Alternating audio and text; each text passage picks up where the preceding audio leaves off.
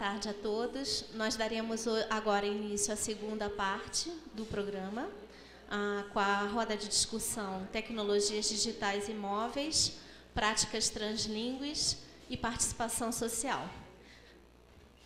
Estou no lugar errado, tem que ficar na frente da câmera. Para essa mesa, nós vamos ter duas mediações, minha e da professora Cláudia Riosdorf Rocha, e eu vou já chamar os participantes da nossa roda de discussão, mas gostaria de antecipar a nossa programação depois da roda de discussão. Nós teremos, então, um coffee break no Centro Cultural, na frente da livraria, não no Centro Cultural, na frente da livraria, e nós teremos, depois do coffee break, o debate de posters dos alunos e pesquisadores com temas relacionados ao evento. Mais tarde, nós teremos, então, o vídeo para finalizar o evento. Então, eu gostaria de chamar à frente, para participar da roda, Ana Flória Schlinwein, da Universidade Federal de Sergipe,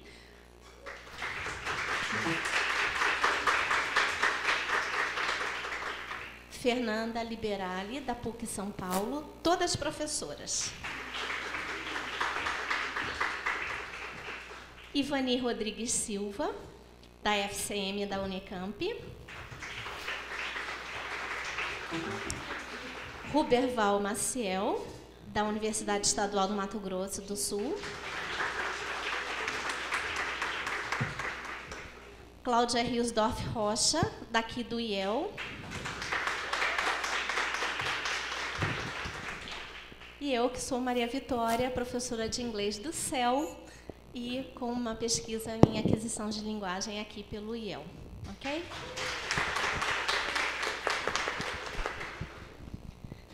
Gostaria de lembrar a todos que cada apresentador terá 7 minutos para fazer a sua apresentação, e depois nós abriremos para o debate, assim como aconteceu pela manhã. Debates com perguntas da plateia e com interação do Facebook. Então, gostaríamos de começar com a professora Ana Flora, que vai fazer a sua apresentação e a apresentação do trabalho. Agora? Tá.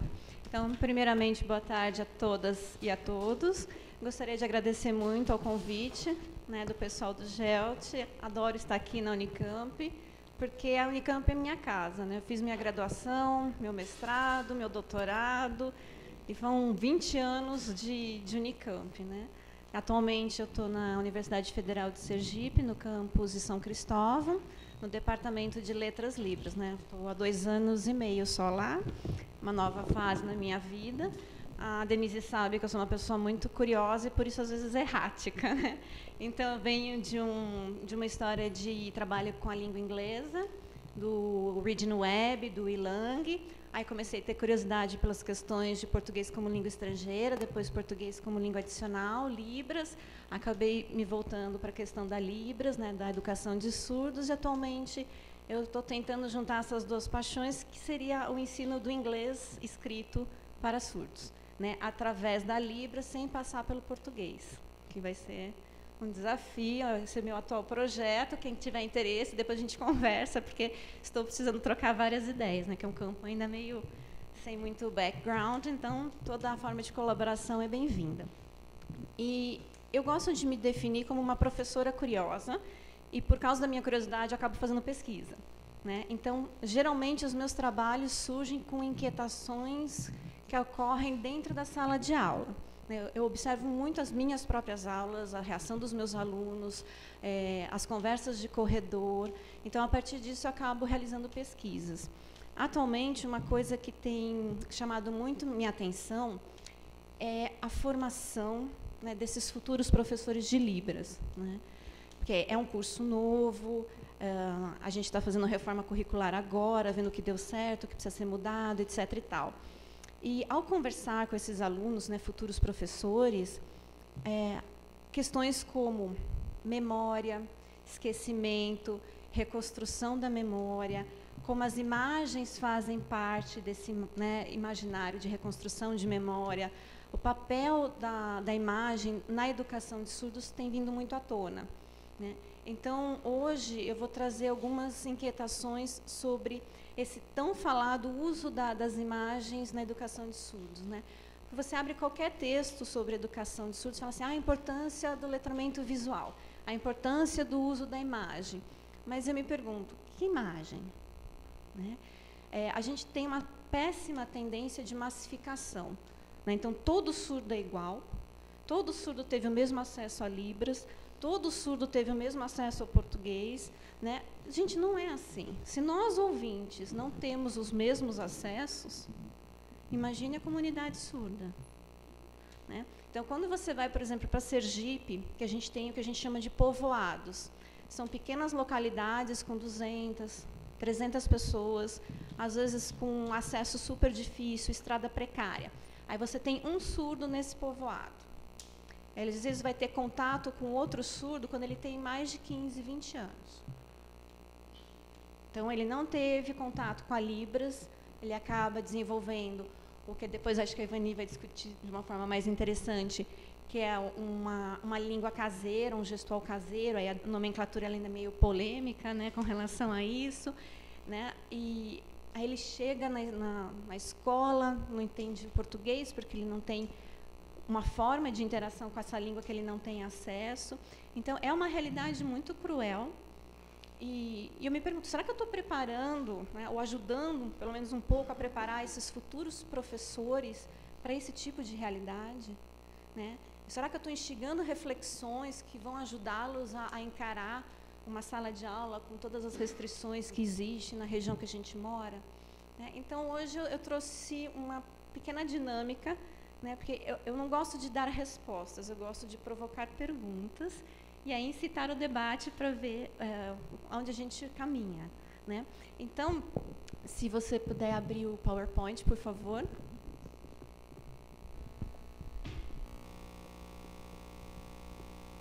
Então, eu vou falar um pouquinho sobre a opacidade das imagens. A gente tem falado muito sobre a opacidade da língua, né? Que a gente tem essa ideia de língua transparente. Não existe língua transparente, ela é super opaca. Na verdade, nós estamos o tempo todo interpretando, ou algumas pessoas gostam de falar traduzindo, né? Então, a gente não tem esse acesso utópico, né, direto ao sentido único. Isso é um sonho, né? Só que, às vezes, a gente acaba esquecendo que a gente aprende a ler imagens, né? A gente aprende a interpretar imagens, a gente aprende. E a gente trata como se a imagem já viesse pronta e com uma única interpretação possível. Então, eu queria convidar vocês para fazer uma pequena brincadeira para instigar essa reflexão sobre a opacidade das imagens. Tá? Por favor, o próximo. O que vocês veem aqui? Um sapo. Todo mundo concorda? Algumas pessoas viram um cavalo. Algumas conseguem ver as duas imagens? O próximo, por favor. Então, dependendo do ângulo que você olha, você vai ver ou um sapo ou um cavalo. Essa é para encerrar, né? E aí? 6 ou 9? A gente acha que a imagem só pode dizer uma coisa. Então, quando eu ponho uma imagem dessa, a molecada pira. Né? Mas como assim pode ser os dois? Existem duas verdades? Quem está certo? Aquela coisa que foi discutida antes, qual que é a tradução correta? Não pode existir duas possibilidades de tradução? Né? Dependendo da história de cada um, esse número vai ser visto de uma forma diferente. Né? E eu acho que a gente tem um certo problema de respeitar essas diferenças. Né? Eu acho que isso aqui tem que ser trabalhado muito com professores em formação, para que eles tenham essa flexibilidade de interpretação na hora de entrar numa sala de aula para trabalhar com diferenças. Né? Sejam diferenças físicas, questões de gênero, religião, que a gente está vivendo um momento terrível, de trevas mesmo. Né? Então, a gente tem que ter muito cuidado com essas pessoas que a gente está formando, colaborando para a formação. A gente não vai determinar a formação de ninguém, mas a gente pode contribuir de forma positiva ou negativa. Né? Então, aqui fica a minha reflexão sobre como usar essas imagens na educação de surdos. Tá? Então, é isso. Obrigada.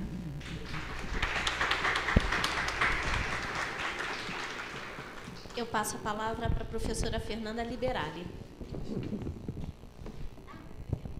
Bom, boa tarde a todos. Queria também começar agradecendo o convite da Cláudia, de todo o grupo, do GELT, para que eu pudesse estar aqui hoje conversando com vocês. É um prazer poder fazer uma parte de uma mesa como essa, com esses debates.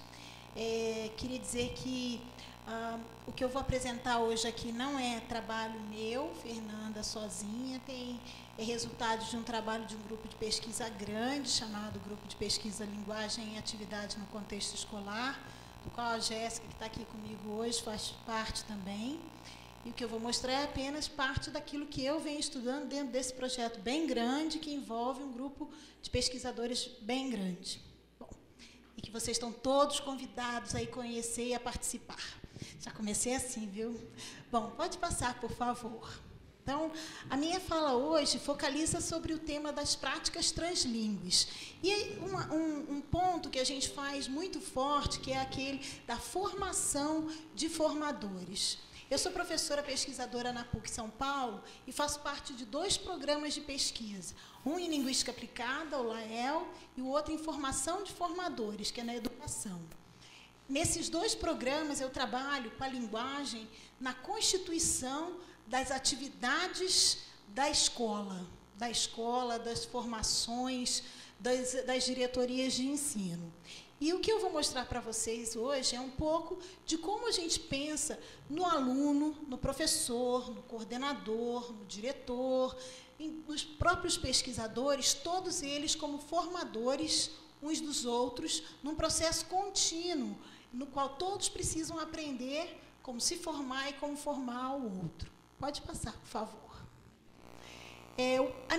O meu foco hoje vai ser sobre as práticas translíngues e como é que elas contribuem para que as pessoas se tornem agentes que a gente diz que são desencapsulados.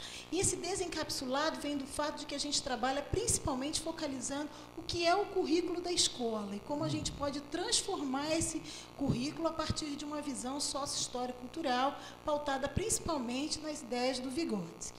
Pode passar, por favor. Eu trouxe alguns dos conceitos que a gente considera no nosso grupo de pesquisa como importantes para entendimento desse processo. Então, vou passar para o primeiro conceito, por favor, pode passar. Esse primeiro conceito tem a ver com o que a gente compreende como formação crítica colaborativa. A Cecília Magalhães, Cissa, quem conhece da PUC de São Paulo, desde 1991, vem trabalhando com um tipo de pesquisa de intervenção que era denominado naquela época de pesquisa colaborativa, foi se desenvolvendo para se transformar em pesquisa crítico-colaborativa. E a pesquisa ou a formação dentro desse escopo pressupõe que a gente olhe o outro e o nosso espaço conjunto como um espaço de mobilidade, em que as pessoas aprendem como, através da crítica, da crise, no sentido vigotskiano, no sentido marxista, elas podem ir além daquilo que elas conseguem fazer, criando para si e para o outro um espaço de desenvolvimento. Pode passar, por favor. Para fazer isso, a gente acredita que, independentemente de ter uma língua nacional, ou uma língua diferente da outra, a gente precisa pensar nas práticas translíngues, inclusive aquelas que envolvem os portugueses do nosso contexto. Pode passar, por favor. Então, a gente entende, junto com a Ofélia Garcia, que esse trans tem a ver com transgredir, com travessar, transformar, criar novas possibilidades de práticas de linguagem com o outro. E o languaging, que a Cláudia também sempre fala muito, tem essa coisa da dinâmica do construir significado com o outro, em práticas que envolvem o repertório multimodal, não só de uma língua ou de um gesto, mas multimodal, no sentido amplo do uso de tudo que eu tenho ao meu redor, de todos os recursos disponíveis para significar junto desse outro. Pode passar. Pode passar. Isso, então, implica em desenvolver estratégias para negociar. Negociar o quê? O que a gente quer significar em conjunto. E como a gente vai fazer isso. Pode passar. Então, para nós, seguindo o que a Ofélia propõe, se torna necessário considerar que o espaço da escola pode ser um espaço para a promoção de práticas translíngues, nas quais os professores vão criar condições para que os alunos atravessem e circulem em ambientes em que a multiplicidade de linguagem vai permitir construir novos modos de ser no mundo e de agir no mundo. Pode passar, por favor. Se a gente fizer isso, a gente vai estar dando uma resposta importante à insuficiência de uma versão monolíngue, ou de um monolinguismo de significados, inclusive, porque a gente vai estar aprendendo em conjunto como significar. Bom, então pode passar correndo que eu vou para... Pode passar. Tem tempo? Bom, então... Tenho 3. Bom... Então, dá bom, então ganhei mais um com isso. Enfim, nisso a gente fala que a gente trabalha o conceito de agência. Quem quiser, depois eu vou deixar os slides para vocês verem, que não significa só você agir, mas você agir e se responsabilizar pela sua ação, se você perceber a ação do outro e com ele construir, mas principalmente você perceber que você pode sair do seu local institucional, instituído pelo outro, instituído pelo contexto, para alçar novos voos. E como a gente pode fazer isso? Por meio de práticas translíngues. Pode passar. Pode passar, pode passar. De novo, pode ir. A gente tem um projeto que se chama DigitMed Hiperconectando Brasil. Pode passar. Financiado por algumas agências nacionais e internacionais. Pode passar. E que tem como objetivo, justamente, junto a alunos, professores, coordenadores, diretores, construir práticas de currículos desencapsulados, ou seja, que saiam do espaço escolar para ir para a vida, para o mundo, para a transformação das comunidades. E, por conta disso, a gente reúne escolas privadas e públicas, de surdos e de ouvintes, e a gente gosta da diversidade, de todas as áreas, porque a gente não trabalha só com as áreas de linguagem, e que vão desde o 4º ano até o ensino médio. Todos esses alunos misturados com seus professores, diretores, coordenadores, numa sala desse jeito aqui, discutindo os currículos das suas escolas, por meio de muita brincadeira, muito debate, que é o que vocês vão ver. Pode passar. Dentre as várias coisas que a gente tem, pode passar, em 2015 nós trabalhávamos com a atividade de ir a festas. Imagina ensinar para essa garotada a ir à festa. Na verdade, esse era o nosso espaço para construir significados. E a gente discutia a temática do que era uma atividade social, mas, no fundo, o grande debate é com as questões de identidade de gênero. Pode passar. Durante essa época, trocávamos muitos e-mails. E num dos e-mails, nos e-mails dos WhatsApps, a gente mandou numa lista que tem surdos e ouvintes uma mensagem em áudio.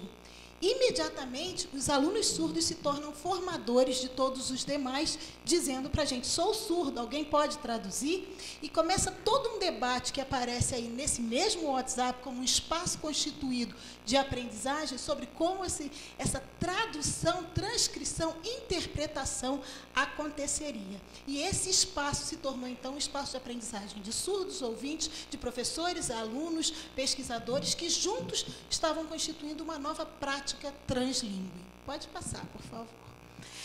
Mas não era só aí. Como vocês podem ver nessa imagem, os surdos ficavam localizados num canto, enquanto todo o resto debatia pelo outro lado. E esse tipo de prática impedia a conexão e integração. Então, fez-se uma nova distribuição na sala, e, a partir daí, as práticas se transformaram, e surdos e ouvintes começaram um exercício, que depois no livro, no nosso capítulo, a gente conta mais, de vencer as barreiras monolíngues que impediam o contato. Pode passar. Pode passar. Uma das coisas que a gente aprendeu, por exemplo, como falantes que se atropelam, foi a prática educada de levantar a mão para falar e ajudar o pobre coitado do intérprete a fazer a sua interpretação de uma forma mais eficiente. Pode passar. Em 2017, eu vou fazer voando. Em 2017, nós trabalhamos com uma coisa que foi um problema que surgiu nesse grupo e que se desenvolveu a partir de colocações dos alunos da escola de surdos. Nesse episódio, os alunos trouxeram... Pode passar, por favor. A gente trabalhava com a questão do nós outros. Pode passar? Mas o ponto principal foi o jogo da Baleia Azul. Nesse grupo e nesse projeto do qual a gente faz parte, um grupo de 5 crianças se cortavam numa escola e já estavam participando do jogo Baleia Azul. Não sei se vocês sabem, depois eu posso expandir sobre o que seja. Pode passar.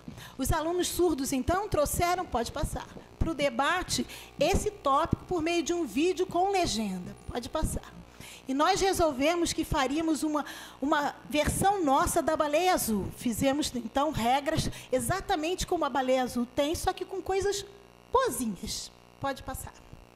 A partir disso, pode passar.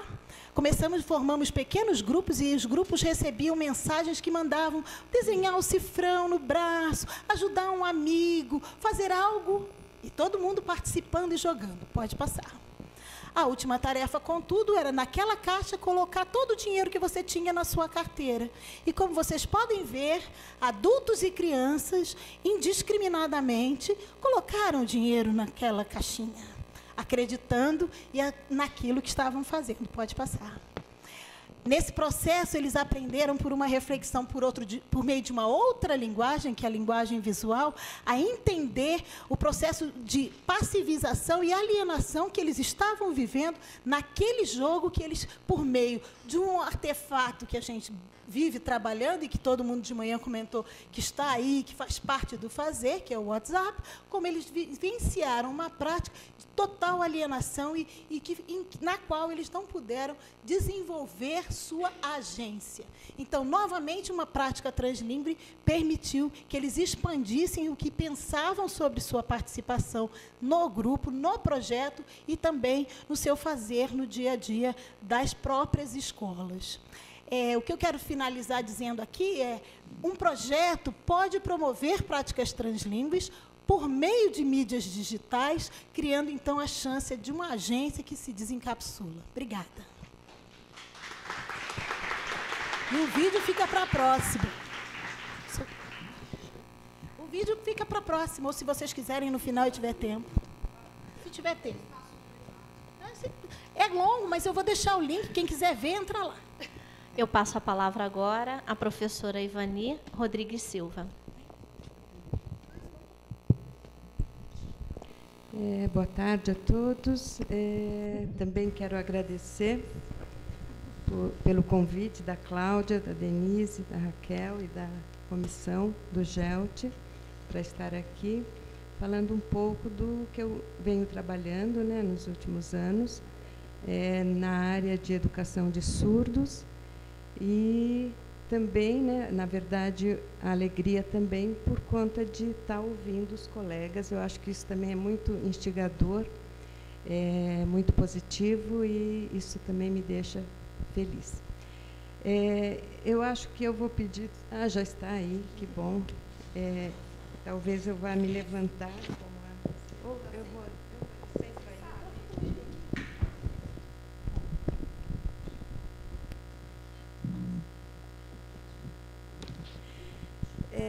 Eu acho que primeiro vou falar de onde eu sou, porque eu acho que isso também ajuda a compreender as minhas preocupações, né?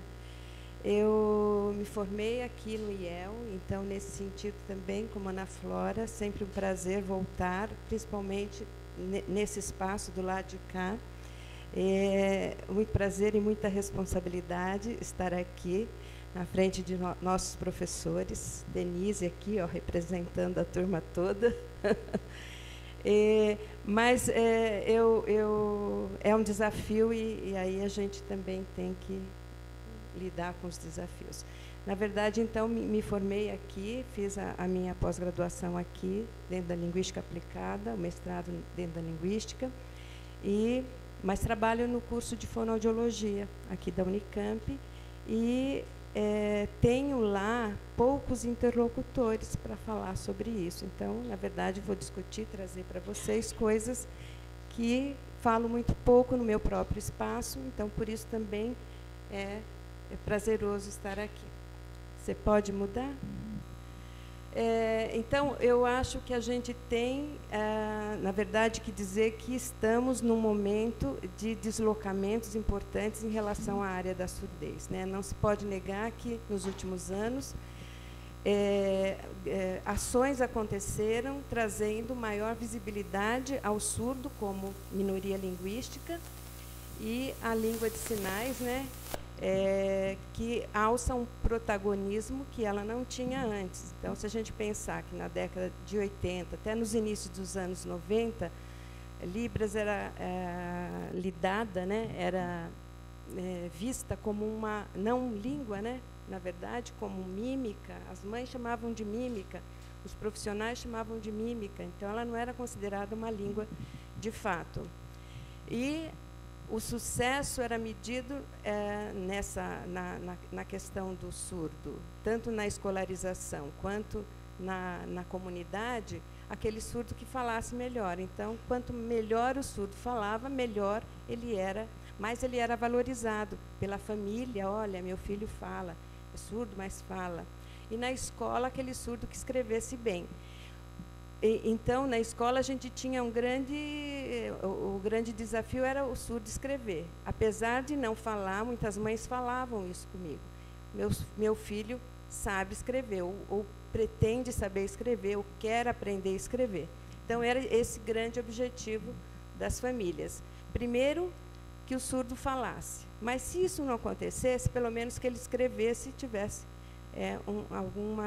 se desenvolvesse na escola. E isso era bastante difícil de acontecer, as duas coisas, né? A gente vai falar um pouco sobre isso depois. Então, por isso que eu digo que, nesses tempos mais favoráveis, com a visibilidade trazida pelo decreto 5626, da obrigatoriedade de Libras, por exemplo, nos cursos de formação, letras, na fonoaudiologia e nas licenciaturas de uma forma geral, isso acaba tendo um deslocamento, que eu acho importante, mas ainda há vários desafios a serem vencidos, né? E aí eu queria falar um pouco mais desses desafios. Então, com o intuito de refletir sobre alguns desses desafios, eu trago essa questão que a Ana Flora já mencionou, desses contextos de educação bilíngue não pressuporem essa variedade, essa quantidade, esse grande número de línguas que ali perpassam. Então, fica uma visão muito de duas línguas. Até agora, então, se aceita que Libras é língua, mas se vê, então, ou se busca por Libras e português. Nada mais nesse meio aí é visto como algo que tenha valor.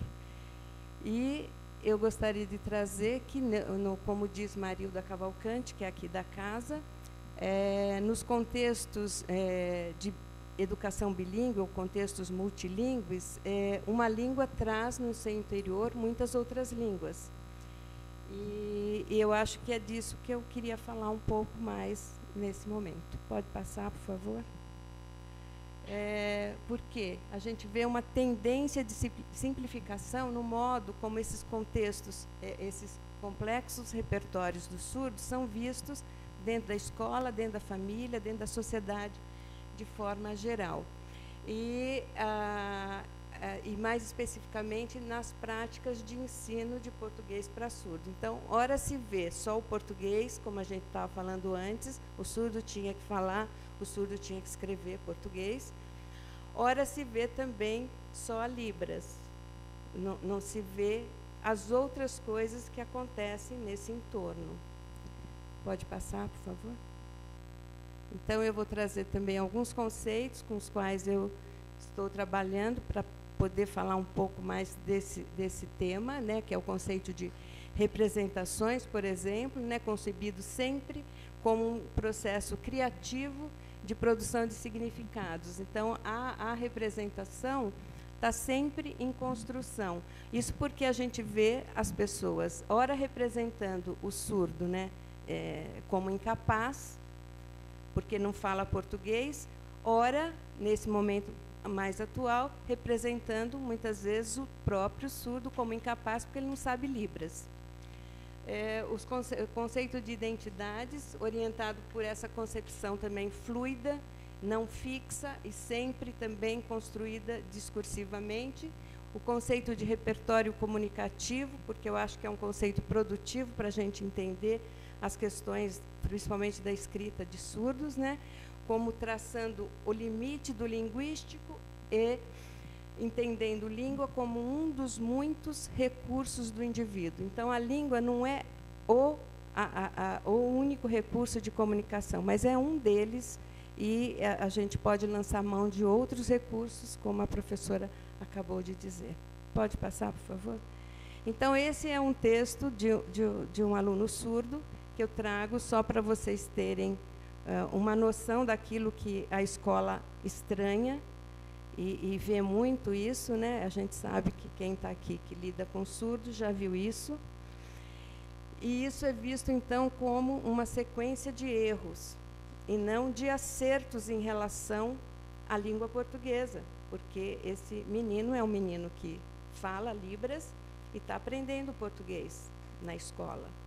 Então, é disso que eu quero falar. Se a gente pegar um texto como esse, a gente acaba não vendo, o professor acaba não vendo, muitas vezes, os grandes acertos que estão aí. O que é produtivo para o aluno escrever nesse momento, ele lança a mão tanto de português, que vocês veem que ele está escrevendo português, aliás, quase sem nenhum erro, mas também da Libras, que ele usa no dia a dia dele. E eu acho que isso pode facilitar a gente a discutir melhor, principalmente nos cursos de formação, essa questão do ensino de português como L2. Porque eu acho também importante, já que nós estamos dentro também aqui de letras, né, dos cursos de formação de letras, como a Ana Flora mencionou, a questão da imagem, que parece um mantra, né? O surdo precisa de imagem. Todo mundo agora diz, eu acho que isso é algo que vem também com aquelas ações do decreto, mas que também acaba sendo percebido como algo que é muito abstrato, que a gente não sabe do que se trata na prática, que é o português é a língua 2 desse sujeito. O português deve ser ensinado como segunda língua. Mas o que é isso? Na verdade, ninguém sabe. Eu acho que eu vi vários professores falando sobre isso, tentando modificar o ensino dessa língua, mas a gente não tem orientações, e eu acho que a gente tem que construir isso também, para dizer o que é exatamente ensinar o surdo como segunda língua, o português como segunda língua. Acho que a gente tem que refletir sobre isso, e não mascarar essa situação, problema, como se isso já acontecesse nas escolas, porque não acontece. Por mais que o professor diga que, olha, eu estou ensinando o aluno, o português é a segunda língua dele, ele está usando os materiais que é dos ouvintes, aqueles livros que a gente conhece, né? E ele está falando o tempo todo com as estratégias de ouvinte, de professor ouvinte, que está trabalhando com classe de ouvintes. E isso ocorre muito nas classes inclusivas, principalmente, mas não só nas classes só de surdos, o material é o mesmo, inacreditavelmente. Lançam mão das imagens, que tem todo esse problema que você traz, mas o material ainda são os livros didáticos escritos em português. Então, acho que tudo isso a gente tem que desconstruir ou construir de uma outra forma. Passa, por favor. Você já estou no tempo, né? Então, acho que eu vou para o final, viu? Pode passar. Isso eu já disse, os erros devem ser vistos como... Pode voltar, por favor. Então, com maneiras do surdo construir significados, não como erros. Eu acho que se a gente coloca nesse sentido de rever essas práticas com os alunos surdos, a gente vai ver que eles estão super afim de aprender. Isso a gente vê nos nossos projetos aqui. A gente tem aqui o Bruno e a Jéssica, que trabalharam e trabalham já há algum tempo com a gente no CAF. E a gente sente o desejo que eles têm de aprender português, tanto que aqui eles falam, nossa, mas era isso, quando eles estão falando de alguns temas, como verbos, adjetivos, da gramática em geral. Mas era isso que, então, porque aqui tem sentido para ele, faz sentido. São só surdos e os professores com intérpretes se empenham em trazer estratégias diferenciadas e não falar a mesma coisa.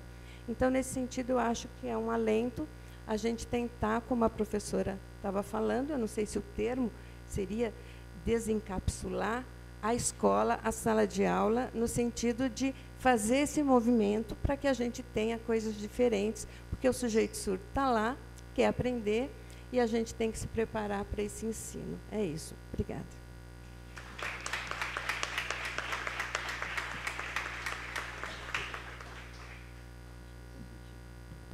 Professor Ruberval Marcel, por favor. Obrigado. Eu quero começar a agradecer e também fazer como a Cláudia fez hoje de manhã com a Denise, eu quero dizer que é uma satisfação novamente estar aqui na Unicamp e agradecer a comissão organizadora pelo convite e também dizer do prazer que eu tenho de trabalhar com a Cláudia nesses últimos anos, desde 2013. Isso. A gente vem publicando pelo menos um livro por ano. De vez em quando meus alunos perguntam, o sobrenome é Rocha Maciel? Não, o Maciel é meu, o Rocha é da Cláudia. Então, e quando nós fomos convidados a participar daqui, são alguns temas que são bastante recentes e também difícil de falar isso em poucos minutos, apenas 7 minutos. Então, pensando em tecnologias digitais, móveis, práticas translíngues e participação social, eu vou me ater um pouco mais em práticas translíngues, que é um assunto que a gente vem trabalhando há um tempo para cá, e também fazer uma relação do que as colegas falaram hoje de manhã na mesa. Eu fiz algumas anotações, se eu falei alguma coisa, talvez falar quando as pessoas estão na plateia, falar, mas eu acho que não foi bem isso que eu disse, né? Mas eu vou levantar algumas questões que as colegas falaram da mesa da manhã e que também foi falado aqui, que eu acho que tem a ver com isso que eu venho tratando, né? Eu trabalho um programa de pós-graduação na área de linguística aplicada e num outro que é de prof. Letras de português. Então, eu tenho alunos de português, de espanhol e, mais recentemente, de Libras, que tem vindo em função dessas discussões de translinguagem. Então, a ideia é trabalhar numa perspectiva de linguagem mais aberta, mais fluida nesse sentido. Então, quando a Denise mencionou hoje de manhã que esses espaços digitais, eles... quando o aluno ou quando o usuário dessa linguagem possui pouco repertório, então o engajamento e interações mais complexas, usando os vários recursos semióticos, são muito importantes e que são possíveis agora através do digital, que não era possível até então. E aí nós estamos caminhando mais uma formação de professores, mais em direção a uma formação cidadã, né? A Érica, que mencionou também de manhã, questionando essa escola que enfatiza muito uma prática monolíngue e falando da necessidade de ampliação, de construção de sentidos e da inclusão de outros recursos semióticos. Eu acho que tudo isso tem muito, dialoga muito com a perspectiva de práticas translíngues, e uma das questões que também não é só essas várias semioses, uma forma de negociação de sentido nas práticas translíngues, mas também concebemos, acho que a prática translíngue como um ato político, né? Essa é uma das questões que foi mencionada de manhã, não nesse termo, mas eu acho que associo nesse sentido, e também conhecer essas necessidades dos alunos. Então, quando a gente recebe alunos surdos, como a gente tenta entender esse processo que a gente não entende, ou como a gente pode alinhar um pouco mais as práticas para esse contexto. E a Heloísa falando de uma visão não essencialista da tecnologia, eu acho que vou relacionar isso com aprendizagem móveis, e a Helena falando de uso de tecnologia na escola de forma mais acessível, e depois finalizando a possibilidade de outros letramentos que foi mencionado pela Rosinda. Então, acho que isso tudo tem a ver com essa concepção de práticas translíngues e de ubiquidade, que eu vou abordar alguns aspectos brevemente aqui. Então, o próximo, por favor. No início, quando a gente falava de Então, algumas questões, quando a gente falava de aprendizagens móveis, algumas questões que se discutia, principalmente nos primeiros estudos, essa relação entre conectividade, mobilidade e onipresença, que muda muito a lógica da sala de aula e esse espaço que não é mais espaço comum, buscando outras epistemologias, que tem a ver muito com o que a Denise falou no início, que era uma preocupação inicial.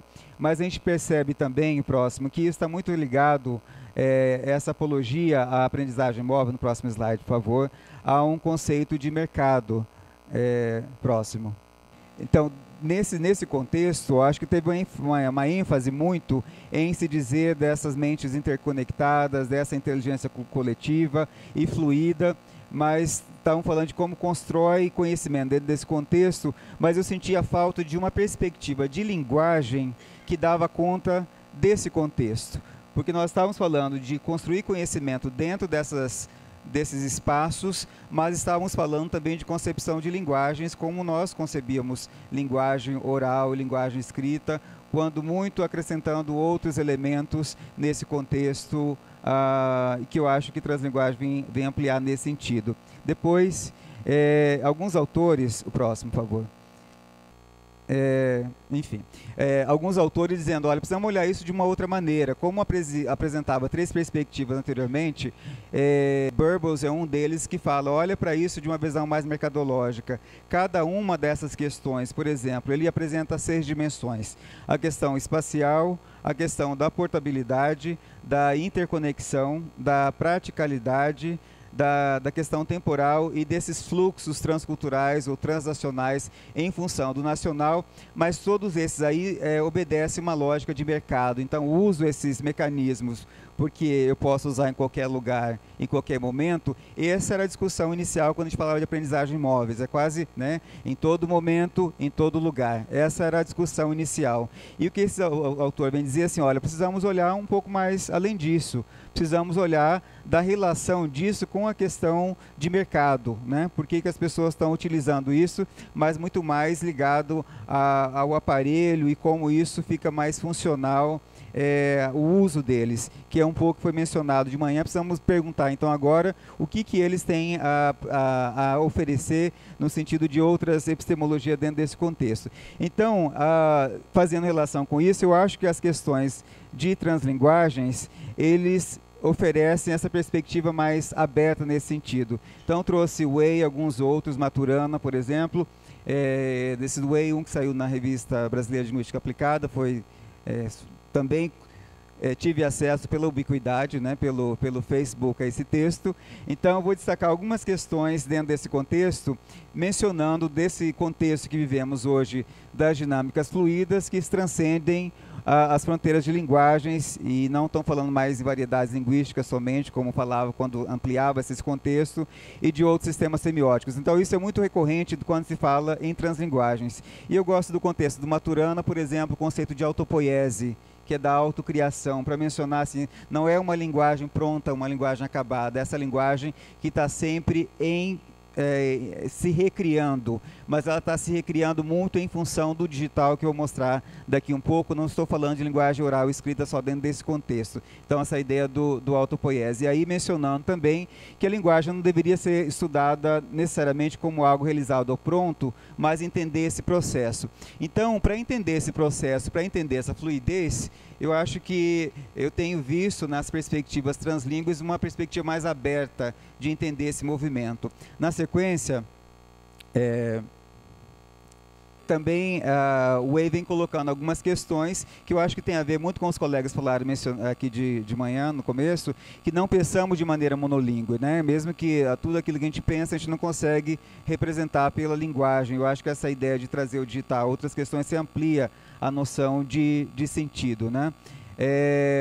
E aí, dentro desse contexto aqui, gosto também desse conceito do Way, dizendo que as questões que a gente chama de português, de matemática, de português, de alemão ou de qualquer outra língua, é sempre uma invenção que nós, linguistas, utilizamos para descrever determinados aspectos de língua e que criamos determinada barreira, língua 1, língua 2, língua materna, língua estrangeira, e essa perspectiva do trans, por exemplo, no contexto de surdez, dá a possibilidade desse movimento maior dentro desse sentido, né? Então, dentro desse contexto, desses rótulos, sempre utilizamos isso, criamos isso. Então, mesmo que a gente cria isso para facilitar, a gente cria um problema, enquanto linguistas também, de criar espaço traços definidos do que é a linguagem. Depois, o próximo, por favor. Então, eu vou passar brevemente sobre algumas colegas, alguns deles a Fernanda mencionou aqui, pensando então numa orientação translingue para pensar dentro desse contexto. Então, eu acho que um dos aspectos que é muito recorrente entre todos eles é esse processo de construção de conhecimento e a noção de construção de sentido. Então, como é que o surdo constrói sentido, que é diferente talvez da forma como eu construo sentido. Então, entender essas lógicas é importante dentro desse contexto, né? Que a ideia também, como a Ofélia Garcia fala, que aumenta a experiência na forma de construção de sentido. Quando eu abro um espaço para uma pedagogia translíngue, por exemplo, uma outra forma desse surdo representar sentido, ou um aluno que está em contexto de fronteira, por exemplo, que ele pode transitar de uma língua para o outro, tem muito a ver com a ideia de justiça social, por exemplo, que a Ofélia Garcia fala nesse sentido. Obviamente ela está falando de um outro contexto, né? E o Canagaraja mencionando que como as perspectivas de multiletramento, também as perspectivas de translinguagens, elas têm alguns discursos parecidos. Por exemplo, sempre fomos translíngues, sempre fomos multimodais. Essa ideia de descongelar isso e considerar várias formas de representar sentido, que isso já é intrínseco da comunicação. E depois desse texto com a Cláudia, né? A ideia de ressignificar os objetivos, que não está muito ligado ao conceito de padronização, né? A necessidade de ensinar outras formas que não sejam só normatizadas. Aí depois, o próximo, eu trago alguns exemplos de como é que os meus alunos têm visto isso em algumas pesquisas. Por exemplo, essa pergunta de cima é uma pergunta do Way, que eu fiz relação com isso que o Nelson pesquisou. Através das redes sociais, ele queria saber como é que os surdos constroem sentidos na rede social. Então, era uma comunidade prática de surdos que estavam se comunicando, estavam translinguando dentro desse contexto. E não era um problema para quem está olhando. Nós, por exemplo, pode achar que tem um problema naquela comunicação, mas o problema é nosso e não necessariamente não é dele. Então, a ideia dessa pesquisa é entender essas outras lógicas. Então, o Way está fazendo duas perguntas ali que eu acho que é importante nesse contexto. Então, o que os usuários das línguas fazem quando alguns recursos se tornam difíceis de acessar? Por exemplo, quando não tinham domínio todo da língua portuguesa, eles utilizavam outros recursos e comunicavam muito bem dentro desse contexto, né? Como os usuários de línguas combinam recursos disponíveis diferenciados para tarefas específicas. Então, se vocês lerem ali em cima, está assim: pode não, foto, raiva, grita, parou, mas que saudade linda, eu falando. Então, e aí fala, mas espera aí, o que está falando, né? Esse estranhamento que as pessoas geralmente têm, né? A leitura que fizemos é que ele está bravo porque ele não quer tirar foto dentro desse contexto, né? E estabelecendo relações com o que o Way fala aí. Então, ele fala que essa natureza multilíngue, ou multissensorial, ou multimodal da aprendizagem humana e a interação é a ideia central da translinguagem, né? Considerar esse contexto, escopo muito mais amplo, mais fluido, do que trabalhar simplesmente pelas frases que talvez não fazem sentido para esse contexto. E depois, o próximo. Então, aqui nós temos algumas... Dá mais um clique, por favor. Quando a gente registra esse aluno falando, então aparece assim: boa tarde a todos, pessoal. Boa noite, todos, pessoa. Tempo, chuva, logo começou, lá saber feito, #Deus. Certeza. Meu namorada com tereré, que eles tomam muito em Mato Grosso do Sul, usuário marcado, estou cansado, e várias questões. Então, esses são alguns exemplos, mas também quando a gente olha, isso é um olhar também nosso, que é limitado para olhar isso, mas isso talvez se forma mais didática para entender essas outras lógicas e como a gente tem dificuldade de entender isso e entender essas outras lógicas dentro desse contexto. Depois pode passar para o próximo. Essa é a nossa versão limitada desse contexto. Depois. Aqui também temos o uso de translinguagem em outros contextos, por exemplo, o uso dessas várias semioses. Se vocês olharem lá, we wish you está em português e está em inglês, eu coloquei em azul para facilitar. Então, eu tenho ali, por exemplo, uma Pepsi, duas Pepsis, né? Com uma capa da Coca-Cola, né? Então, como é que os sentidos são diferentes dependendo das combinações que eu tenho nesse texto. Então, no primeiro tem assim: desejamos a você um Halloween aterrorizante, né? Então, eu tenho a Pepsi fantasiada, né, de alguma coisa que é aterrorizante. No segundo, eu tenho a mesma imagem, só que com outro texto, né? Todo mundo sonha ser um herói, né?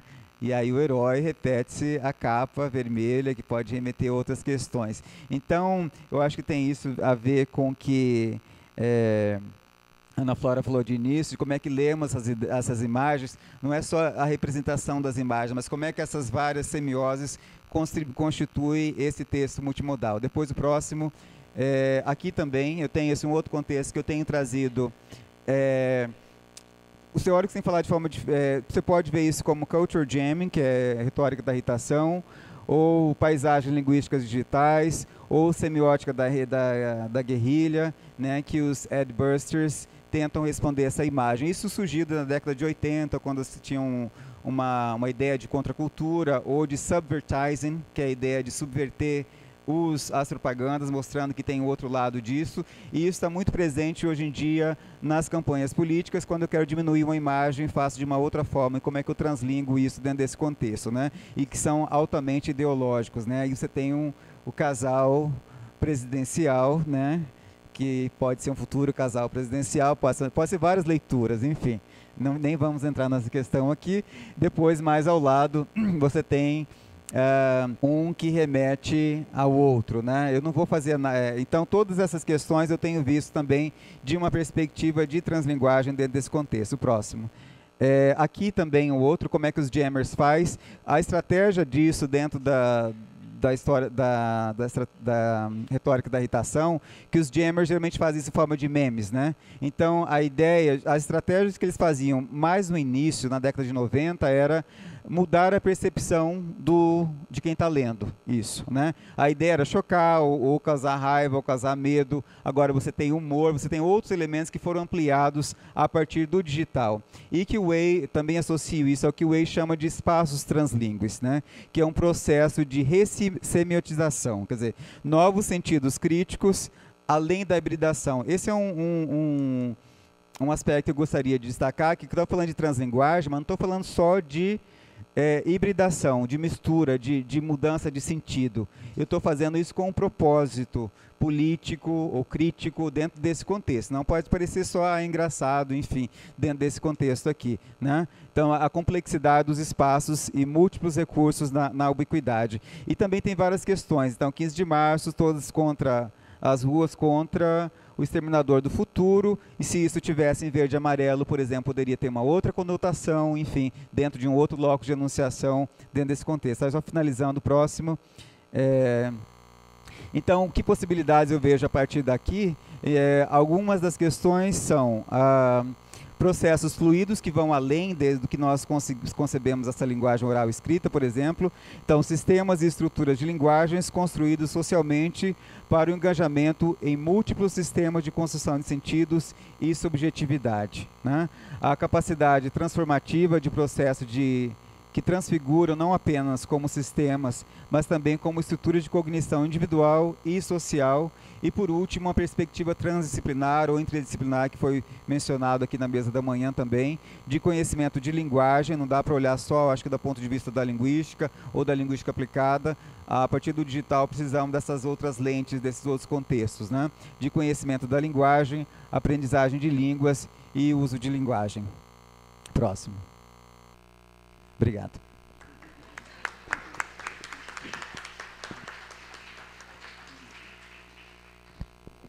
Eu gostaria de passar a palavra para a Cláudia.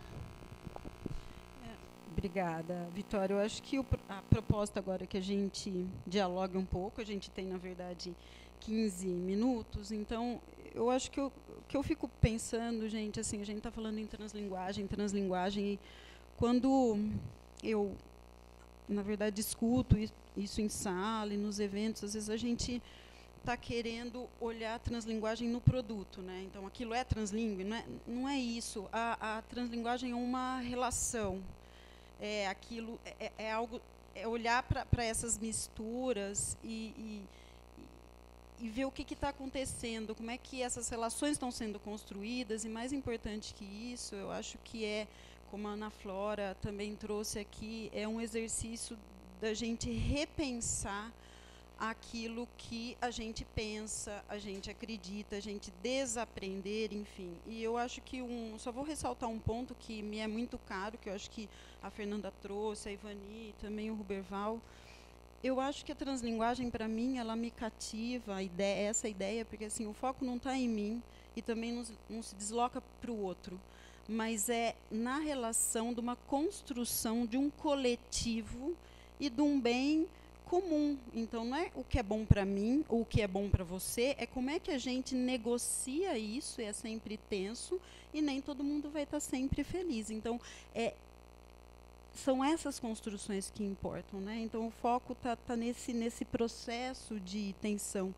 E uma última coisa, acho que isso traz para a gente, você falou em formação, né, Fernanda? Quem é que forma quem, eu acho que é. Então, acho que a ideia da translinguagem, ela reforça também essa responsabilidade social. O que eu estou fazendo, né, em favor desse coletivo? E o que eu considero favorável, o que é considerado favorável nessas relações. Então, eu acho que esse foco é muito importante. Eu fiquei pensando, por exemplo, no Enem, né? Algumas coisas que eu observei, assim, olha, a gente não estava preparado para falar disso. Então, de quem que é a responsabilidade, gente? Da escola, do pai, do outro? Não, a translinguagem a gente tem que olhar para o mundo. A gente tem que repensar sempre, né? O que me é estranho, o que eu não estou vendo e por que isso acontece. Então, acho que esse é um ponto que a gente tem que debater, como é que a gente consegue viver, né, nesta pluralidade e como é que a gente consegue mesmo repensar todas essas diferenças. Então, eu jogo aí, abro a palavra para todos aí, para a gente discutir exatamente essas questões que foram colocadas aqui. Pergunta, gente? Questões? Eu tenho, então, uma pergunta, Cláudia. Na verdade, é um comentário e eu gostaria de saber o que vocês poderiam comentar sobre aquilo que eu vou falar, né? A gente, pelo menos da forma que eu trabalho, que eu concebo, o sujeito ele é constitutivo pela e na linguagem, né? E quando a gente fala em sujeito surdo, muitas vezes as pessoas só tratam da questão da língua, né? Esquecem da linguagem, né? Então, o que ocorre? Quando você pensa em língua, e aí a Fernanda traz a questão da opacidade, a gente também pensa em equívoco, né? E pela possibilidade de equivocidade, ou seja, de você deslizar nos sentidos da língua, é que a gente também pode tirar essa fixidez de construção de significados, não é isso? Então, assim, como a gente trabalha na formação de professor, que tem que sair desse lugar naturalizado de uma fixidez de língua, né? Que tem que considerar que o sujeito é constituído na e pela linguagem, que não é só a Libras, que não é só a língua portuguesa, né? Como é que ele faz essa operação? E, geralmente, numa situação em que as línguas, em que esse sujeito surdo e também ouvinte, né, ele tem uma perspectiva, principalmente o surdo, assimétrica, né? Tanto ele pode usar a língua portuguesa de uma maneira, vamos dizer assim, feia, que eu vou falar, mais proficiente, né, ou menos proficiente, não é bem isso, né? Mas como é que a gente lida com essa relação assimétrica desse sujeito surdo com essas línguas? Pronto, deixei os comentários. Eu acho que a Ivani, ou não sei quem quiser, né? Eu queria adicionar uma pergunta a isso, Ivani, assim, como é que a gente faz, né, para que a gente também se desloque nessa... Não sei se como a gente faz, mas como que você vê esse processo? Porque, assim, acho muito difícil, às vezes, eu entender que eu tenho que mudar o meu português também. Quando eu olho para aquele, por exemplo, para aquele bilhete, para aquela escrita, quer dizer, esse exercício de deslocamento é outro português que a gente vai ter que construir, né? Como é que ficam todas essas questões nessa prática, né, nessa convivência com esses surdos? A Ana, a Ivani, acho que você trabalha também, né, Fernanda? Eu vou responder parte, talvez, dessas questões, dizendo que eu acho que temos que ter esse olhar mais atento a tudo isso. Como eu lido com professores da escola inclusiva, vem sempre à tona essa busca por uma língua perfeita, uniforme, seja português, seja Libras.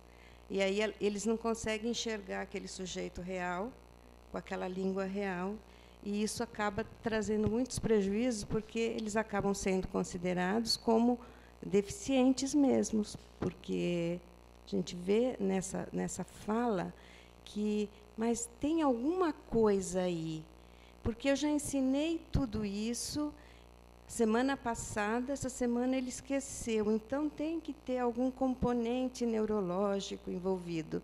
E não se trata disso. Quando a gente está lidando com linguagem, a gente está lidando com várias coisas, e não é a memória só que está ali atuante, né? Tem a ver o significado também de tudo aquilo para aquela criança, de ter que memorizar tudo aquilo para devolver na próxima semana, né? E, dentro desses outros contextos, como o Roberval está falando, talvez a gente tenha que dar essa oportunidade desses erros aparecerem, que é essa mudança, esses cruzamentos aí, no sentido de negociar o que significa aquilo na perspectiva dele. A gente pode dar outras perspectivas, mas é um trabalho que dá trabalho. E eu acho que a gente tem que discutir, então, mostrar textos que apavoram a escola. Eu acho que a gente não tem que se prender no produto, como você falou, mas no sentido disso tudo para a vida do aluno e como que o professor pode reagir a isso. E reagir só com perplexidade, ou dizer que ele tem algum problema e o problema é dele, não dá certo, né? A gente tem que ir em frente. Repensar o erro também, Ivani, que assim, você está me dizendo assim, olha, por que aquilo está errado, né? Não dá para construir uma outra coisa vendo a partir de uma outra perspectiva, porque se a gente for focar sempre num padrão de língua ideal, a gente vai estar sempre focando no que está errado, e esse está errado também foi de alguma forma fixado, né? Sim, eu acho que nessa área também há que se pensar que as grandes narrativas, né, em relação ao surdo e à surdez, colocavam esses sujeitos dentro daquilo que era fora da norma, né, como deficiente mesmo, ou anormal. E esse exercício tem que ser feito até para a gente perceber que um falante de português que está aprendendo outra língua estrangeira, uma língua de prestígio, acaba fazendo coisas desse tipo também. Porque só com o surdo, que é visto como algo assim que espanta, que assusta, no texto dos falantes de português aprendendo alemão também, a gente tem esse tipo de coisa, né, Ana? E aí não assusta tanto, entendeu? Então, acho que temos também que pensar nisso. Tirar a questão do erro como processo aí de negociação, para chegar a algum lugar.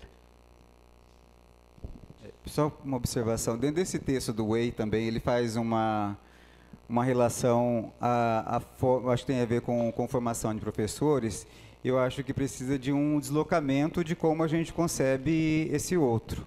Porque todo o estudo que a gente tem na parte linguística, de sintaxe, de semântica e tal, ele vem dessa perspectiva do oral e do escrito.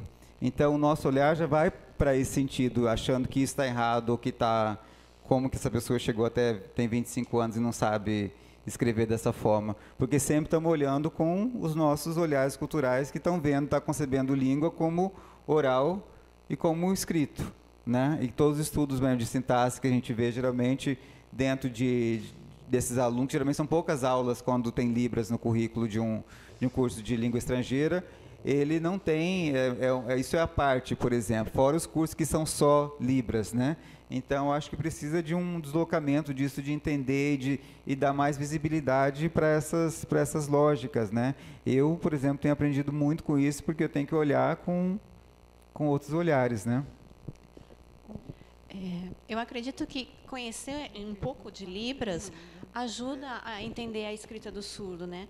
Se eu for olhar um texto de um surdo a partir das referências da língua portuguesa, nossa senhora, né? Vou ter aquele choque, etc. e tal. Eu comecei a ler os textos dos meus alunos a partir de uma estrutura sintática de Libras. A partir do momento que eu fiz isso, os textos ficaram super claros, porque eu entendi que ele estava escrevendo em português da mesma forma que ele ia sinalizar em Libras. Então, por isso que ele colocou essa palavra, ele topicalizou aqui ele não pôs artigo, aqui ele deixou o verbo no infinitivo, porque eu conseguia fazer essa relação da tentativa dele de se expressar em português, mas com a lógica da Libras. Então, se a gente conhece um pouquinho de Libras, a gente consegue ter uma pequena percepção desse outro olhar, dessa outra forma de pensar. Então, a importância da gente conhecer o outro, né? Não só a questão linguística, sintática, mas cultural. Eu realmente comecei a aprender a Libras quando eu caí na comunidade surda. Eu fiz Libras em curso de associação de surdos durante, acho que 1 ano e meio. Minha Libras não ia para frente, não ia para frente. E aqueles cursos assim, decorar glossário e vocabulário, né? Então ficava aquela coisa assim, você tem que decorar, ou senão você sabe falar. Não é assim.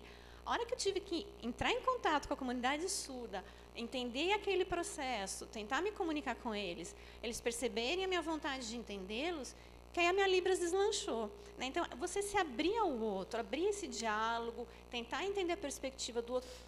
Tem tensão, tem negociação, tem desgaste, tem mal-entendido, tem desculpa, né? Mas é o processo de comunicação, não tem jeito. Ana, uma pergunta. Você não acha também que seria uma questão de... Tudo bem, é escrita do surdo, mas isso deveria estar na escola também. Isso é escrita, é prática de escrita, né?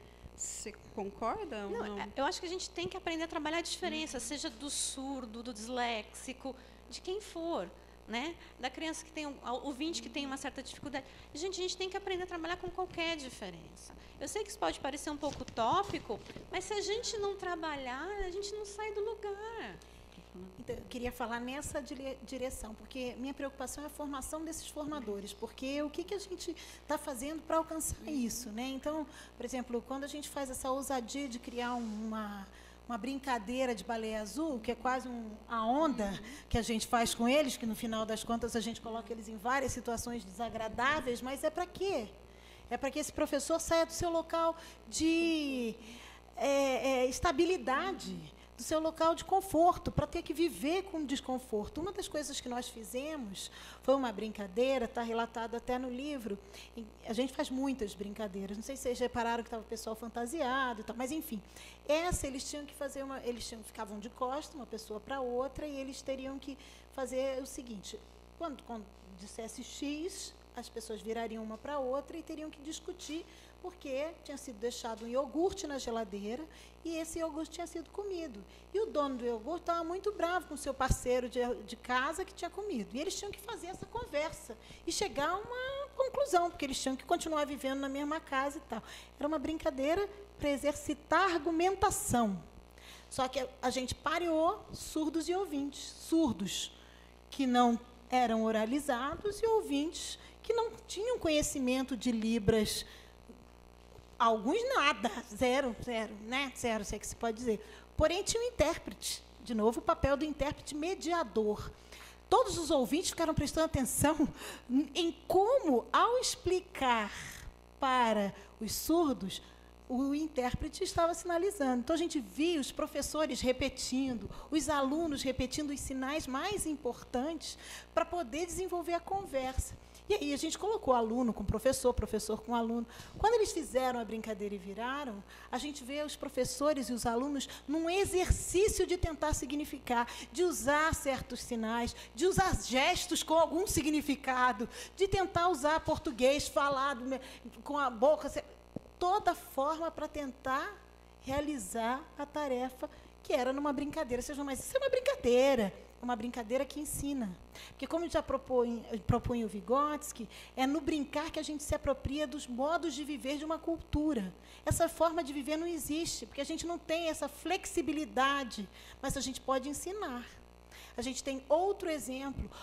No nosso projeto, tem alunos que pagam R$6.000 de mensalidade, junto de alunos que a família não tem R$6.000 para viver o mês. E esses dois convivem, discutindo diferentes assuntos. No semestre passado, durante a época em que se viveu a belíssima desocupação da Cracolândia, nós levamos esse tópico para debate, porque também acho que isso é uma questão translingüe.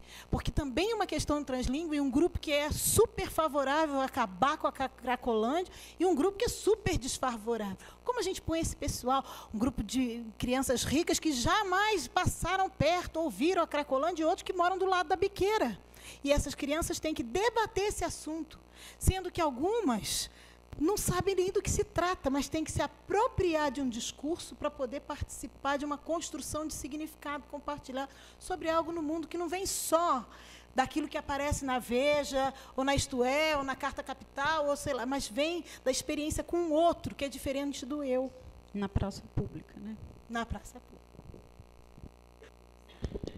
Nós vamos, então, encerrar essa roda de conversa. Agradeço a todos os participantes e convido a todos para o coffee break em frente à livraria do IEL. E depois temos a sessão de posters com vários trabalhos. Obrigada.